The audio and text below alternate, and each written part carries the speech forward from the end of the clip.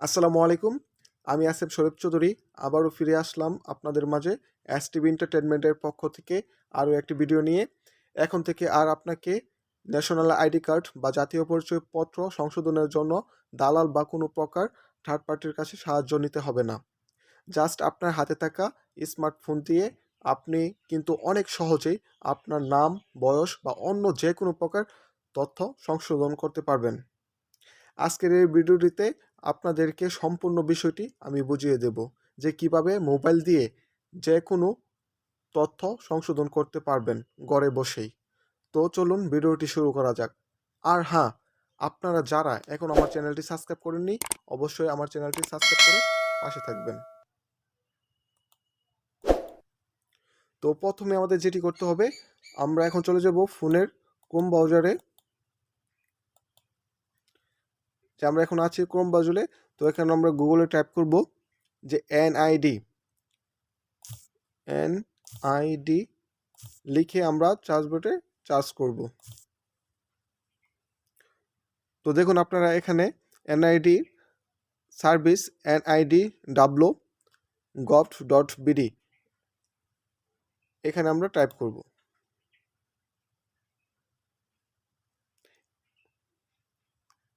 দেখুন এখন আমরা চলে এসেছি বাংলাদেশ নির্বাচন কমিশন ওয়েবসাইটটিতে।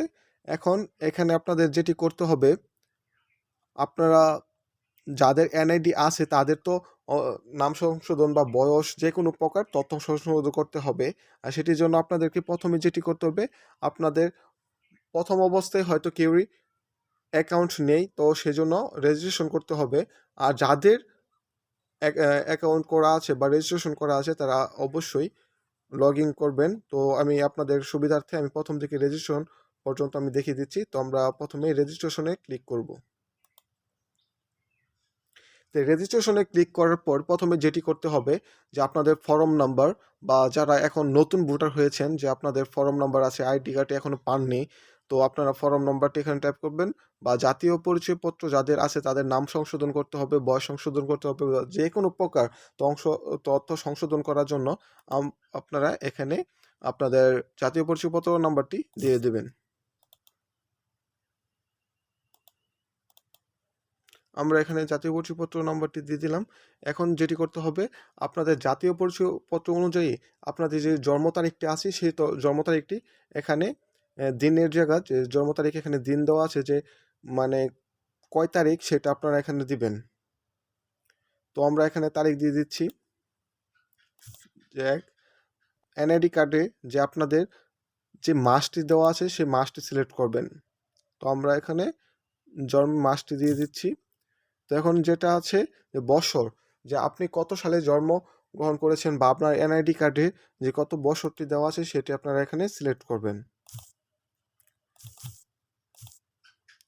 তারপর আপনাদের যেটি দেখতে হবে, এই যে নিচে দেখতে পাচ্ছেন ক্যাপচার কোড, সেখানে যা লেখা আছে যে ক্যাপিটাল লেটার বা স্মল লেটার যেটা লেখা আছে হুবহু সেম টু সেম ওভাবে আপনারা এখানে ছবিতে প্রদর্শন কোডটি প্রবেশ করান, মানে এই অপশনে টাইপ করে আপনারা এখানে দিয়ে দিবেন।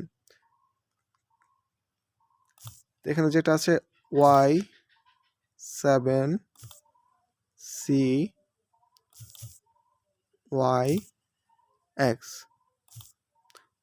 দেওয়ার পরে আমরা এখানে সাবমিটে ক্লিক করব। যে দেখুন এখানে কি লেখা আছে যে আপনার অ্যাকাউন্টটি ইতিমধ্যে রেজিস্ট্রেশন করা হয়েছে এবং পাসওয়ার্ড দ্বারা সুরক্ষিত আছে। আপনার অ্যাকাউন্টটি আবারও রেজিস্ট্রেশন করতে চাইলে বহাল বাটনটি ক্লিক করুন। যেহেতু আমাদের অ্যাকাউন্টটি মানে আমার যে অ্যাকাউন্টটি আছে সেটি আমি আগেই রেজিস্ট্রেশন করে ফেলেছি, তো সেটা আর আমরা এখন রেজিস্ট্রেশন করার দরকার নেই নতুন করে। তো এখন আমরা বাতিলে ক্লিক করব। আর আপনারা যারা যারা এখনও রেজিস্ট্রেশন করেননি, নতুন রেজিস্ট্রেশন করতে চাচ্ছেন, তারা অবশ্যই বহাল দিবেন। তো এখন আপনারা দেখাবো যে কি করে আপনারা এখন লগ ইন করবেন। তো আপনারা যে নাম্বার দিয়ে, যে জাতীয় পরিচয়পত্র নাম্বার দিয়ে আপনারা আপনাদের রেজিস্ট্রেশন করেছিলেন ওই জাতীয় পরিচয়পত্র নাম্বার দিবেন বা ইউজার নেম নাম্বারটা দিবেন।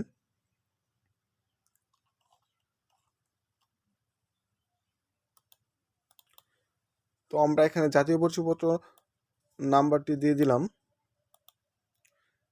তারপর পাসওয়ার্ড, অবশ্যই যে আপনাদেরকে যে পাসওয়ার্ডটি দেওয়া আছে সেই পাসওয়ার্ডটি আপনারা দিয়ে দিবেন।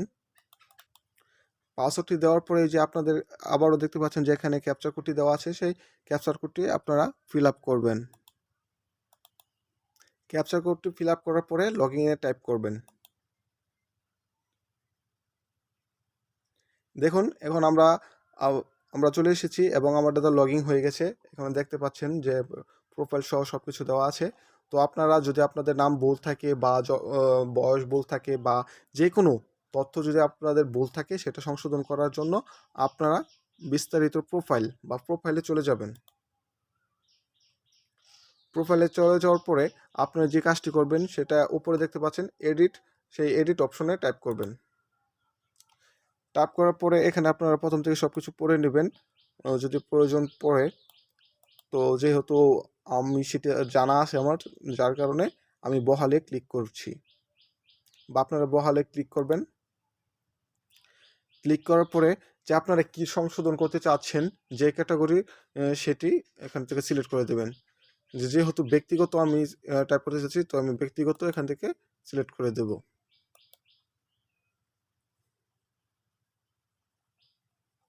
ব্যক্তিগত যেহেতু বাংলা নাম আমি সেটা সিলেক্ট করে দিচ্ছি। যেহেতু রানা আমি চাই না, তো আমি এখান থেকে রানাটা আমি কেটে দিচ্ছি।